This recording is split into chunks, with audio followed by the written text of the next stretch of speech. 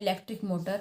देखो electric motor क्या होता है, ये वो डिवाइस है जो इलेक्ट्रिकल एनर्जी को मैकेनिकल एनर्जी में कन्वर्ट करता है।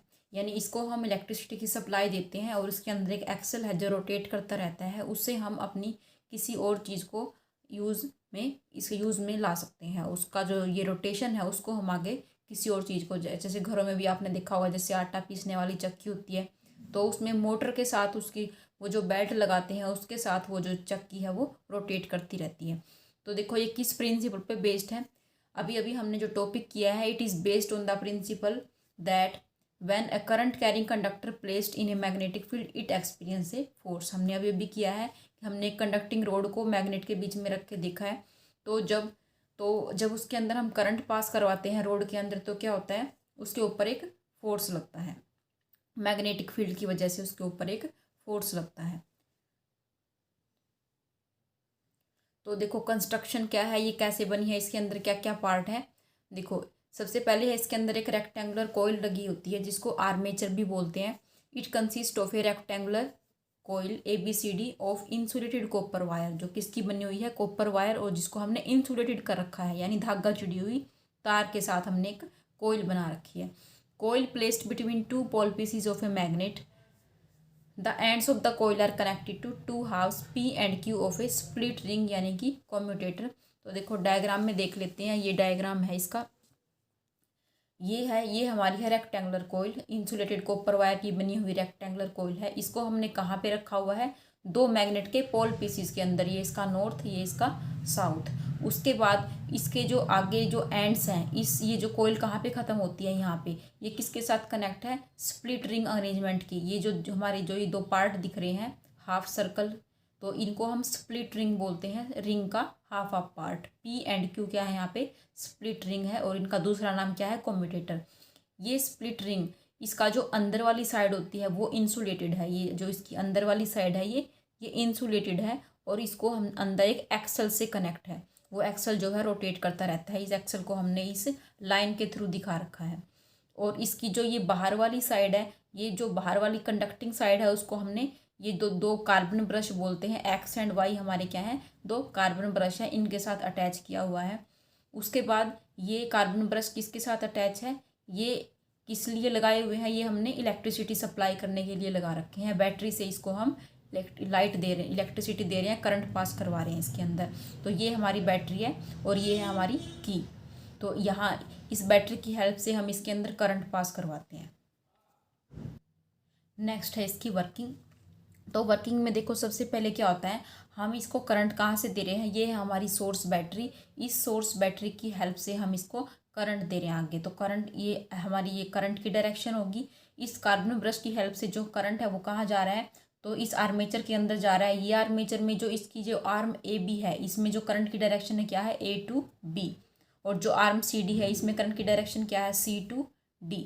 तो टोटल जो करंट की डायरेक्शन बनी हमारी आर्मेचर के अंदर वो क्या है, ABCD, ये हमारी होगी करंट की डायरेक्शन।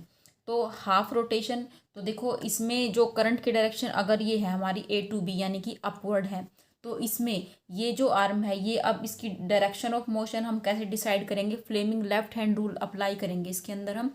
तो उस रूल के अकॉर्डिंग क्या है, देखो जो हमारी फर्स्ट फिंगर होती है, फर्स्ट फिंगर क्या दिखा रही है, हमारी मैग्नेटिक फील्ड को दिखा रही है। सेकंड फिंगर हमारी क्या दिखाती है, करंट की डायरेक्शन को दिखाती है।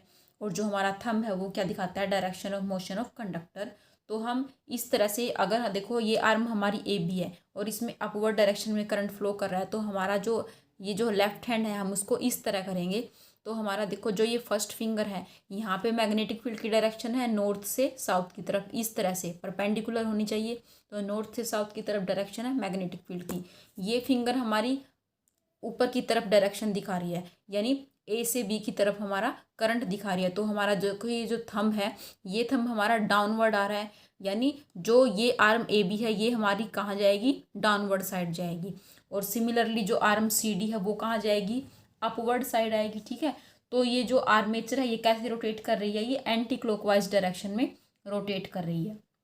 ठीक है, क्लियर है ये। उसके बाद हाफ रोटेशन के बाद क्या होगा, अब जो ये जो स्प्लिट रिंग है और ये कार्बन ब्रश है ये आपस में टच है, ये कनेक्ट नहीं हुई है, जुड़े हुए नहीं है, ये सिर्फ टच है। तो आफ्टर हाफ रोटेशन के बाद क्या होगा, ये जो का ये जो स्प्लिट रिंग क्यू है ये आ जाएगा घूम के यहाँ पे, और जो स्प्लिट रिंग पी है ये आ जाएगा क्यू वाली पोजीशन पे। तो अब इस डायग्राम से देखेंगे कि जो ये जो स्प्लिट रिंग पी यहाँ पे आ गया है रोटेट करने के बाद, और क्यू यहाँ पे आएगा। ये कार्बन ब्रश यहीं पे है हमारे, यहीं रहेंगे एक्स और वाई, क्योंकि इनका काम क्या है, इनका काम है सिर्फ करंट पास करवाना। ये अपनी पोजीशन को चेंज नहीं करेंगे। पोजीशन कौन चेंज कर रहा है, सिर्फ स्प्लिट रिंग पोजीशन चेंज कर रहे हैं।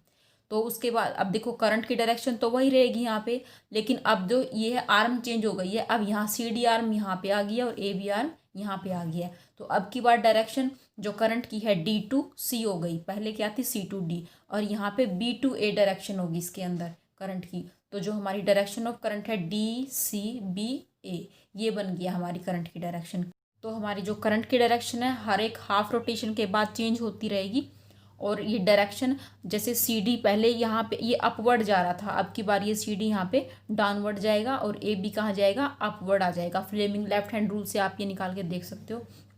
तो जो ये है आर्मेचर, ये कॉन्टिन्यूसली एंटी क्लॉकवाइज डायरेक्शन में ही रोटेट करती रहेगी, और साथ में ये जो एक्सल है ये भी इसके साथ भी रोटेट करता रहेगा। और इस एक्सल के साथ आगे हम कोई बेल्ट लगा के अपने किसी यूजफुल पर्पज़ के लिए यूज़ कर सकते हैं। तो ये हमारी वर्किंग है। इसमें देखो यहाँ से रीड भी कर लेते हैं। Current in the coil ABCD, जिसको आर्मेचर भी बोलते हैं कोयल को, enters from battery through conducting brush X and flows back to the battery through Y। Current X से एंटर करेगा और Y से बाहर निकलेगा। Current in arm AB is from A to B and in arm CD is from C to D। On applying Fleming left hand rule we find that force on arm AB pushes it downward। Clear है, ये downward कैसे हुआ था, और force on arm CD pushes it upward। The coil and axle rotate in anti-clockwise direction. After half rotation Q makes in contact with X and P makes in contact with Y। Clear हो गई थी ये बात कि half rotation के बाद क्या हुआ कि जो स्प्लिट रिंग जो Q थी स्प्लिट रिंग, वो किसके साथ कॉन्टैक्ट करेगी, X कार्बन ब्रश के साथ, और P किसके साथ करेगी, Y कार्बन ब्रश के साथ। तो करंट जो कोयल के अंदर है वो रिवर्स हो जाएगा, और उसका जो पाथ है अब की बार चेंज हो गया DCBA। तो जो कोयल और axle rotates in same anti clockwise direction continuously. Clear है, इलेक्ट्रिक मोटर समझ में आ गई होगी। अब देखो इसका यूज़ कहाँ करते हैं। इलेक्ट्रिक मोटर का आपको पता ही होगा, डेली लाइफ में घर में बहुत सारा यूज़ है इसका।